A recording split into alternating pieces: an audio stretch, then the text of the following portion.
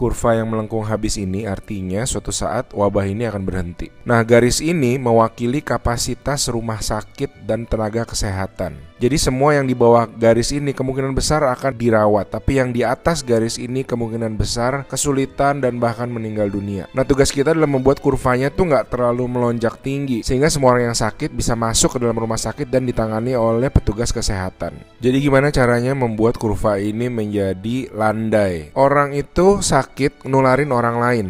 Nah, orang yang sudah sembuh, tubuhnya jadi punya imunitas, sehingga kemungkinan dia tertular lagi itu kecil atau hampir nggak ada. Sehingga caranya sebuah wabah apapun itu dari zaman dulu berhenti adalah ketika cukup banyak orang kena virusnya, lalu menjadi imun sehingga virusnya nggak bisa punya orang untuk ditularin lagi. Nah, kenapa selama ini kita perlu banget namanya social distancing atau ngejauhin diri? Animasi ini bagus banget. Ini contoh kalau semua orang bergerak bebas seperti biasa, nggak ada pikiran, semua tetap pergi konser, pergi jalan-jalan. Ini akan terjadi. Satu orang akan menularkan semua orang berbarengan, dan itu yang berbahaya. Seperti tadi kita ngelihat kurvanya ya. Pada akhirnya akan lewat dan pada akhirnya semua orang akan sembuh. Tapi karena kurvanya tinggi, banyak orang akan mati dalam prosesnya. Nah, yang terjadi di Cina dengan adanya lockdown, ditutup, membuat orang tidak sakit sekaligus berbarengan. Jadi kurvanya lebih landai kalau kalian lihat, sehingga memberi waktu untuk orang-orang menjadi sembuh dan akhirnya bisa melandaikan kurva. Nah, sekarang kita lihat kalau kita lakukan namanya social distancing, yaitu kalau nggak harus banget nggak usah pergi keluar, kalau nggak penting-penting banget nggak usah ketemu temen, nggak usah ada social function, semuanya ditunda dulu. Kita lihat apa yang terjadi.